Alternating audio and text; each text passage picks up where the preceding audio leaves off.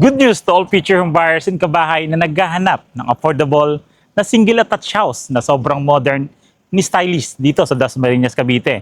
So itong mga future home buyers ipipictured namin today is a sunturized project here at the heart of Dasmariñas, at the heart of Paro-Paro Festival dito sa Dasma. So yung mga future home buyers and kabahay, sabay-sabay tayong tingnan itong sunturized na single attached house dito sa Dasmariñas, Cavite.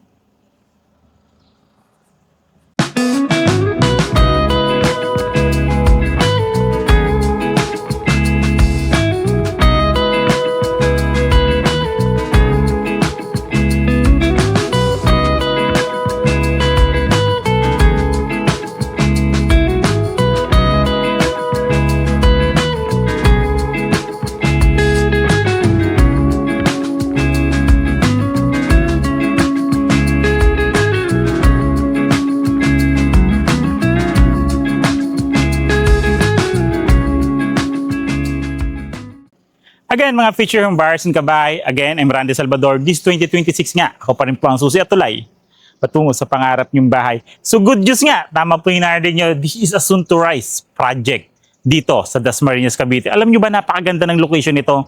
Abot tanaw nyo ang SM Dasmariñas, abot tanaw nyo ang Robinson Dasmariñas, halos tapat lang po siya ng all home project dito sa Dasmariñas, Cavite. So ang gagandahan nga nito is a sunturized project. So ano bang mayroong sunturized project? Napaka-affordable pa and napaka-flexible pa ng term. So mga future home buyers and kabahay, andito po tayo ngayon sa Barangay Amuntay, Dasmariñas, Cavite para ipakita sa inyo ito, si Linnea Single Attached House dito sa sunturized project natin. So ito po is may lot area na 100 square meter and the floor area is 77 square meter. So sa mga nakakapanood naman, alam naman natin kung gaano ka-spacious, gaano ka-modern, and gaano kaganda si Linnea Single Attached House. May mga decorative stone sa harap, kung stylish yung design, napaka-modern, high ceiling, and 100 square meter na nga ito. Ang laki ng floor area dahil 77 square meter. Perfect na perfect for your growing family, for your future expansion, ano yung plano nyo sa bahay. So yan, tingnan natin. So ito si sunturized project natin sa Dasmariñas is through Pag-ibig Financing and through bank financing. Di ba ang ganda kasi flexible? Pwedeng bank financing, pwede rin pong Pag-ibig Financing. Ang ganda ng design niya. Alam niyo sila na yan, di ba? Meron tayo sa 13, sa Gentry, even Batangas. May mga Linnea tayo. Talagang mas mag-side tripping tayo dito. Is nakaka-inlove dahil sobrang ganda ng project. Or ganda ng bahay. Tara po, pasukin natin. So yung harapan natin na to is ang laki pa ng pinaka-frontage natin. Sobrang lapad pa po nito na pwede natin future expansion. Di ba? Kasi halos 3 meters po itong harapan natin na to na pwede nating gawin na future expansion o kaya landscape garden since meron tayong car garage sa gilid. So once we say single attached house po kasi is firewall and firewall po ng kapitbahay. So may space po tayo sa isang side natin na pwede nating marking car garage, future expansion kung gusto natin maglagay ng balcony. So ayan mga future buyers and kabahay, nag-i-start na naman po ako mabulol. Shoutout po pala dun sa nag-comment sa atin sa YouTube na good vibes daw po every nanonood dito sa aking vlog. Once na nabubulol na po ako. So madalas po talaga ako mabulot sa mga vlogs. So ito po, si Linnea Single Attached, 3 meters frontage. Dito naman sa gilid natin, ito yung mag-isilbing space natin for our car garage. Hindi lang po isang car garage dahil dalawang car garahe o dalawang sasakyan yung kasya sa space natin na to. Dahil 100 square meter na to. Tingnan nyo. Excuse me. So yung space natin, ayan siya. Ang kagandahan yan dahil car garage ito, pagpasok nyo, meron po tayong lanay dito sa gilid. Yung lanay natin na yun, sa pagbaba natin galing palengke, pwede na tayong diretso dito sa ating lanay. Diba? Diretso na sa ating kitchen. Yun naman yung kagandahan dito kay Linnea Single Attached House and Linnea Single Attached House. And kagandahan po, dahil single attached house nga, ventilated yung bahay. Tulad ng mga other vlogs natin, ventilated and ang daming source of natural light dahil may bintana ka sa harap, may bintana ka rin po sa gilid. Even decorative stone meron po dito. Yung mga pintuan po pala natin, may mga naka-ready na po tayong awning dyan. So may protection na po tayo sa splash ng ulan. At the same time, may receptacle na po dyan na lagayan natin ng ilaw. So pasok tayo sa likod. Ito paganda pala. Meron na rin po tayong weatherproof outlet dito. For our weatherproof outlet, di ba? Clear na siya. Dati closed, di ba? Kitang-kita mo. Ay, di siya nakikita ngayon. Modern na rin. Di ba? Ang ganda. Through Pag-ibig and bank financing pa. Dasmariñas, Cavite. Abot tanaw ang SM Dasmariñas. Abot tanaw ang Robinson Dasmariñas. So yung space naman natin dito, Kung makikita nyo sa space natin dito, meron pa tayong 2 meter setback dito na pwede natin gawing laundry area, dirty kitchen. Actually, sa ibang model house natin dito sa Batangas, isang bedroom po ito. Ginawang bedroom 1 to sa baba. Then meron din po tayong kitchen countertop doon. Okay pa, pasok tayo sa loob.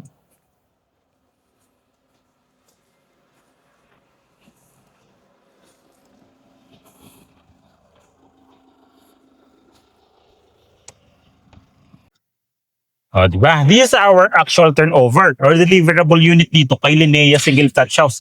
Sobrang spacious. Napakalaki. Imagine, this is our living area pa lang. So, ito yung magiging living area. Ito, actually, kung nandito kayo, mas ma-appreciate nyo siya. Sige, hakbangan ko na lang para makita nyo ha. Ito yung magiging living area natin. 1, 2, 3, 4, 5. 5 hakbang ko yung buong haba ng ating magiging living area. Yung lapad naman natin, almost 4 na hakbang o 5 hakbang din po ito. So kasi kung makikita nyo, living area natin yan, may space pa tayo dito for our dining area or kitchen area. Let's say dito tayo maglagay ng dining area, pwede po. Naka-ready na rin po yung pinaka-kitchen counter bar or counter bar po natin dito. So lagyan lang natin ito ng mga PVC panels. Dito maglagay tayo ng tiles or something na ano pwedeng gawin natin dito. Di ba napaka-modern ng bahay? At the same time, bare finish turnover. Kasi pag bare finish turnover, design nyo lahat ang masusunod. So ito naman yung ating magsisingling living area, dining area, and kitchen area. Later, papakita ko po sa inyo kung paano siya pinaganda. Paano ba ito binihisan tong kitchen area natin na ito. Okay po? Dito located yung ating circuit breaker. Modern na rin po yung circuit breaker natin. So dito may naka-ready na rin tayong 2 outlets. May bintana sa likod which is ventilated niya. Ceiling natin is steel decking po. Okay? Sa likod, wala naman tayong binago. Halos di ko na siya ipapakita. Same lang po siya doon sa pinuntahan natin kanina na service area. First toilet and bath, di ko nasabi na 2 toilet and bath po dito. For our first toilet and bath, plastic PVC, hamba, pintuan, then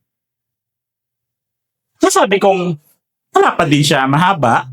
Then okay din po siya kasi may space siya, naka-elevate yung dito sa pinaka-toilet part natin, shower area naman natin, nakababa. So talaga yung tubig natin, naka-disenyo yung tiles natin pababa sa drainage natin.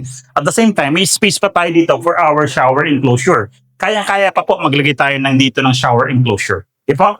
Complete accessories during the turnover from lavatory, water closet, tissue holder, soap holder, and may ventilation din po tayo dito. Okay po? Proceed tayo sa second floor. So dito, before tayo mag-proceed sa second floor, yun nga po, yung mga hagdan at mga bintana po pala natin, di na kasi ako nagsusukat. Dati nagsusukat tayo ngayon, pero kung makikita nyo,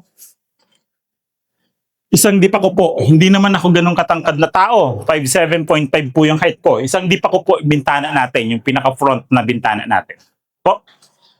Isa sa mga highlights dito, isa sa mga nagugustuhan ng mga home buyers dito kay Linnea Single Touch House, yung pinaka-layout na hagdanan natin. At the same time, yung gawa niya. Kasi kung makikita nyo, sementado na po yan. Actually, hindi pa siya ganun kapintura. Yung pintura kasi dito, mas light. Talaga mas modern na sa makikita nyo. Kung ano mamaya nasa model house sa inyo makikita nyo.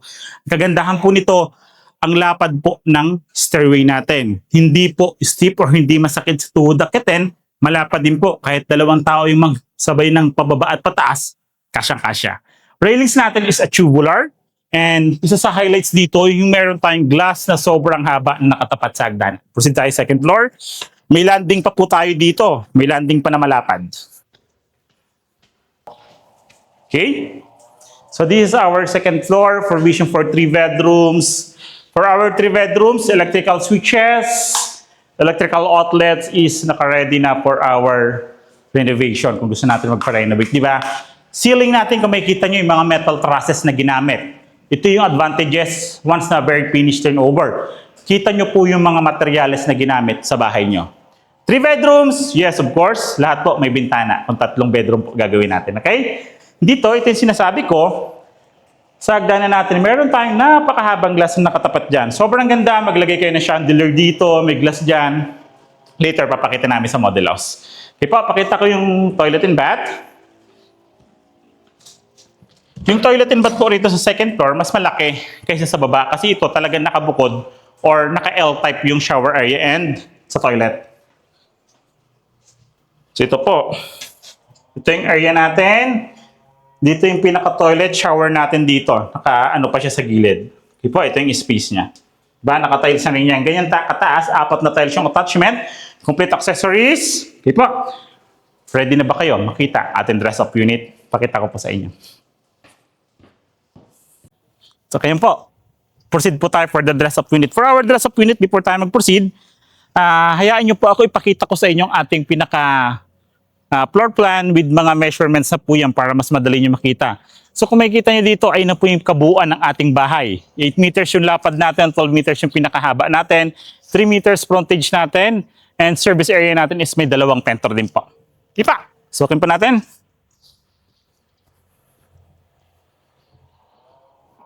Mapapawaw kayo dito mga picture home buyers ng kabahay. Welcome to Linnea Single Attached House Dress Up Unit. Nakatiles na siya, 60 by 60 granite tiles.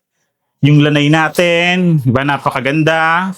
Then, kitchen counter bar, ito yung sinasabi ko sa inyo. So, dito naman nilagay yung pinaka-kitchen natin. Diba, ang ganda niya na, kasi mas na-appreciate na natin yung ceiling natin. May hard flex na, may pintura na, may tiles. Mas ma-appreciate na natin yung bawat space ng bahay natin. Diba? For our kitchen area, ito yung sinabi ko, naka-cover, yung counter bar na inilagay doon is cover po siya ng ating pinaka-kitchen countertop. For our kitchen countertop, nilagay natin dito is granite slab, modular, mga cabinet, hanging cabinets pa tayo dito, na soft opening din po siya. So, yun mga pwede natin gawin dito. Okay po, service area, wala din po tayong binago doon. May mga outlets nga tayo naka-ready rito. For our toilet and bath, wala din po tayong binago, same lang po yan. Mas excited ako pakita sa inyo itong hagdanan at yung 3 bedrooms natin. For our hagdanan, ito yung sinasabi ko, ganito rin yung kulay niya ng magiging ano. Although hindi siya pinturado, pero yung footsteps natin, ganito na po yung kulay. Okay po? Ang ganda nito, mga kabahay. Mas ma-appreciate nyo siya kasi mayroon ng stair partition. Mas makikita nyo kung paano kayo maglagay ng chandelier.